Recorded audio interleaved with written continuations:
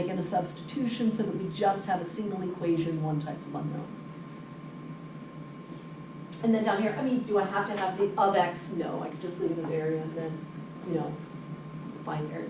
But I like the area of x notation so that you recognize you're dealing with a function. Area is a function of x. You probably don't like it.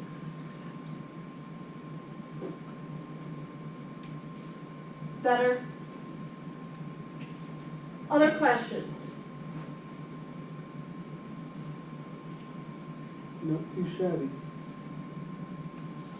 Okay, so, Oh, she's looking at this only 125.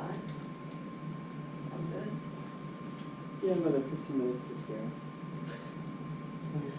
It's not my intention. For those of you that haven't been on Canvas in a while and you just jump right into WebAssign, I have posted a few things. There are some problems that are worked out in length in my handwriting that I just posted as PDF files, so you can pull those up. I've also posted a couple videos. Feel free, you're welcome to look at those. Be sure to subscribe. No, it's through Canvas. I don't get paid that sort of. You can actually learn how. So, Down below, what do you want to see next? no. I think we all spent a little too much time on the internet. No. My good friend, Professor Gavilano at the main campus, he is on YouTube as the Math Sorcerer. He's got great stuff, but he does not teach concepts of calc, so he doesn't have the step-by-step of our curriculum.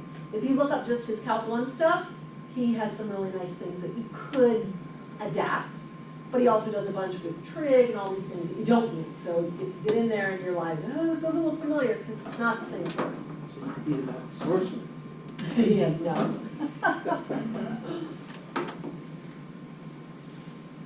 No, they're not that fancy. My son tried to tell me yesterday that they need good, higher physics and all this stuff, like, well done. And I'm like, I am not going in the studio and producing videos for the worldwide internet. He's like, Mom, I was like, no, my videos are very low budget. It's me and a tablet, so it's my voice, my handwriting, that's about it. You just gotta post it, that's it. I just need it to make sense to you and to be helpful for you. Not bells and whistles, no. There's no intro music or anything. Good. You play the Batman theme music.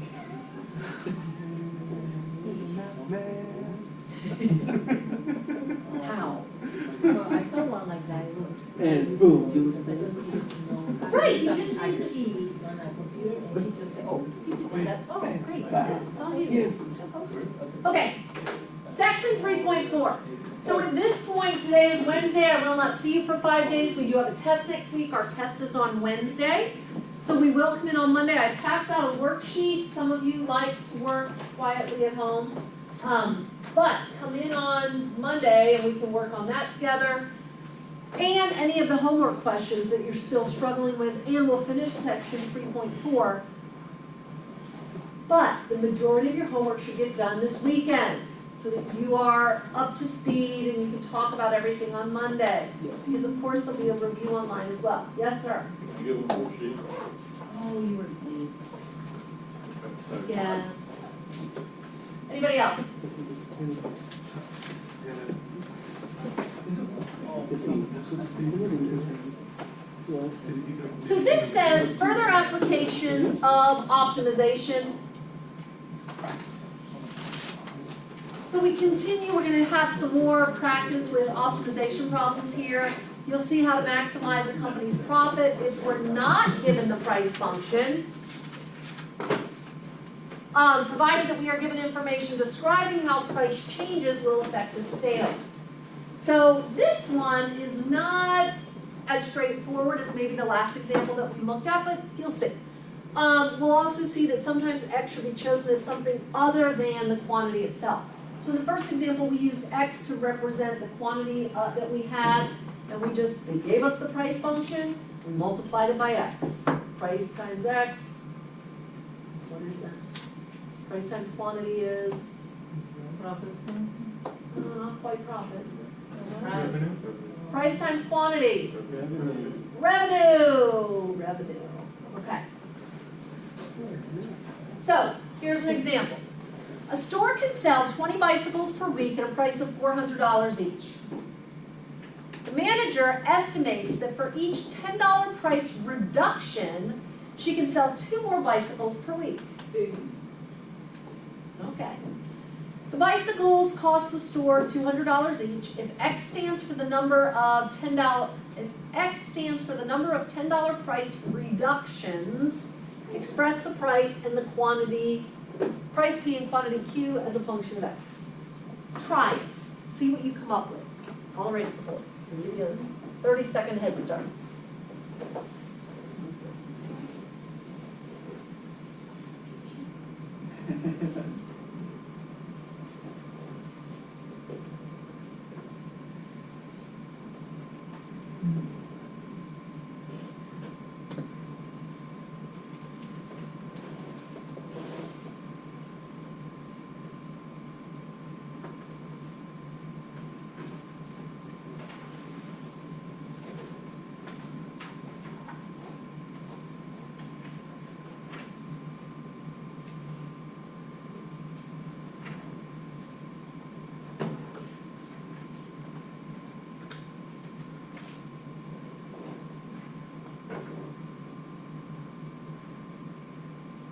Sorry that 2 of the letters, are the same letter. One's just lowercase, one's uppercase, so keep that in mind. But P of X and Q of X, we're looking for price and quantity. So when we talk about price, what do we think? What's the price of the bicycle? $400. But is it going to change? Yeah, because what kind of deal does she want to do? Drop it by $10, right? And that would be at $10 reduction. She can sell 2 more bicycles per week. So $400 minus 10x,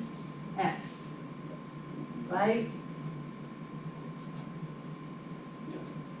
So maybe it should drop to 360, the next would be 4. Maybe it should drop to 380. Maybe it should drop to 320. I don't know. That's what we're trying to figure out. So that would mean that. Oh yeah, go into a bike shop. They're expensive. Oh, yeah. That $400 is a cheap bike at the bike shop. I had it was after my bike got stolen. Yeah. Go to David's World Cycle. Yeah, David's making a nice profit over there.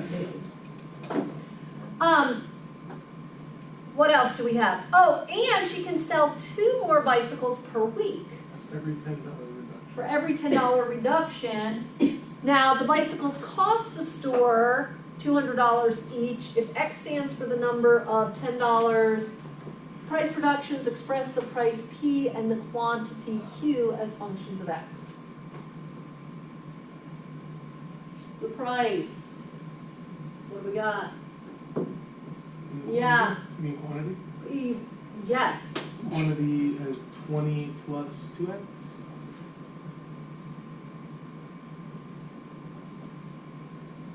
Right? Because where are you getting 20 from? Oh, because it says a store can sell 20 bicycles per week.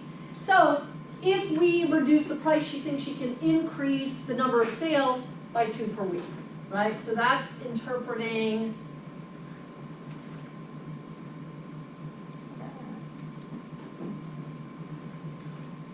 bicycles per week.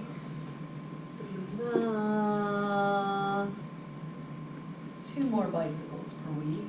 And then the other one is $400, $10 price reduction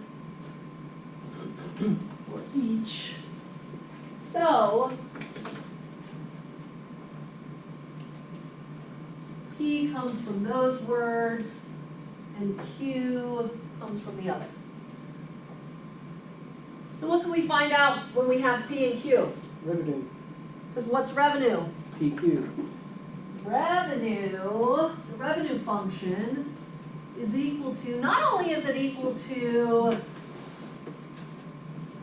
no, that's profit. Profit's equal to revenue minus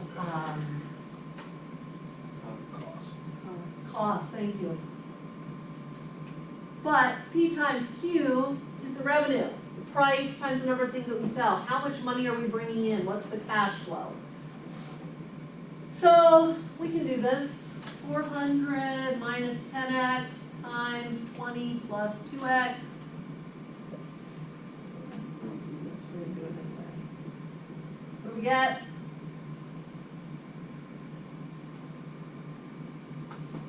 Sure, I'll do the math for you. 400 times 20 is 8,000 plus 800x minus 200x minus 20x squared.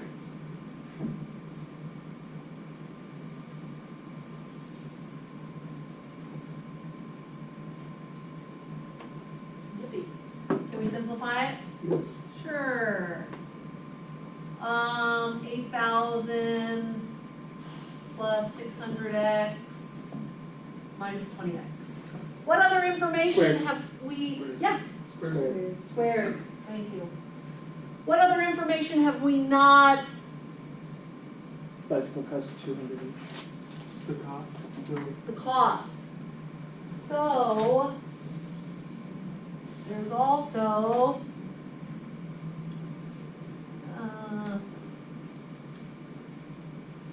$200 each, right? So what is that function? Cost function. Ta-da, what is it? 200 X. And this is where it gets a little, No, because Ah. there were $10 price reductions. So, B, or divide, no, we are not making up new letters, that just makes it more difficult. No more variables. Epsilon. So here's the thing. We didn't let quantity just be x in this problem. Our quantity is 20 plus 2x. So that's where it kind of messes with us when we work with our cost function. Because yes, it's 200 for every 20 plus 2x. Yeah, it's not just a straight up x. In the last problem, it was just let x be the number of sales. That's special.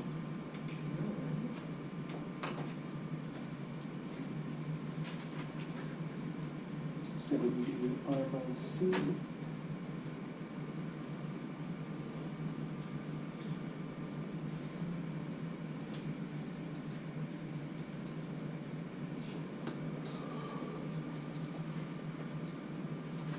So, oh, here we are.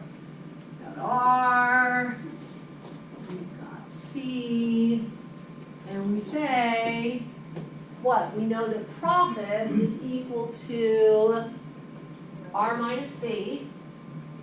So here's something that we know.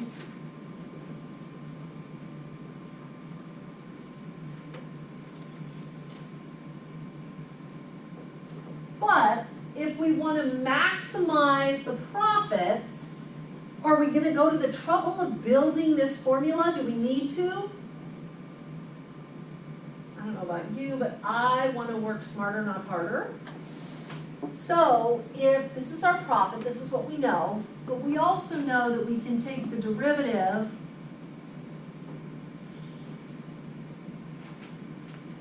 and really say marginal cost equals marginal revenue.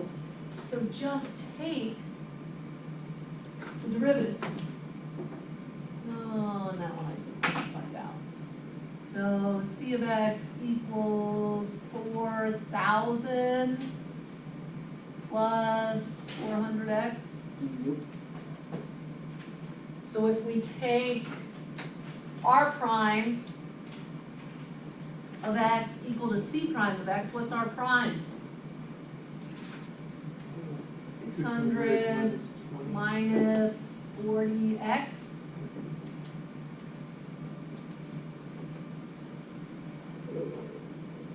Equals C prime, 400. 400. And subtracting 600 from both sides. You are super excited to see this. What's x equal to?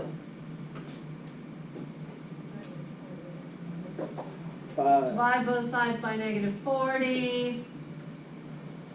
X equals 5. And, so you get to all this issue, and what, you did all the math, you have to go back and report to the boss. What do you say to the boss? David, because he owns the bike store. In case you didn't know. Go ahead, Jordan, summarize it for us. What do you tell him? No. Parker, you tell us. You can drop the price $50. If you drop the price $50, what's gonna happen? Maximize profits. And what will they be? Higher than they are now. Awesome. What else is gonna change for us? The number of bikes we sell. Yeah, so how many more bikes are we gonna be able to sell? And So where we're currently selling 20, we're now gonna sell 30 a week? Are we selling it per week? So these are the kind of conversations that you need to be able to have about the math. Where did the 50 come from? This only says x equals 5. Parker, what do you mean 50? each is 10, so multiply 5. Oh, because x represents every $10 reduction, so you have to multiply the 5 times 10. Yes, sir? What'd you do with the, P of X? Nothing. I never did anything with P of x. P of x. Like, how did it just disappear? You just switch it out. So this is what we're thinking about, okay? What we know is that the marginal profit is equal to the marginal revenue minus marginal cost. Well, what happens is when the first derivative is equal to 0, that's going to give you the max profit. So this is really first derivative terms. So this becomes a 0. If 0 is equal to MR minus MC, marginal revenue, marginal cost, then we're really saying when marginal cost equals marginal revenue, you have maximum profit. Even though we don't ever actually create the profit function or work with the profit function.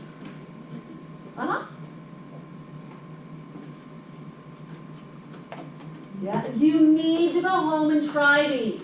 It's a lot to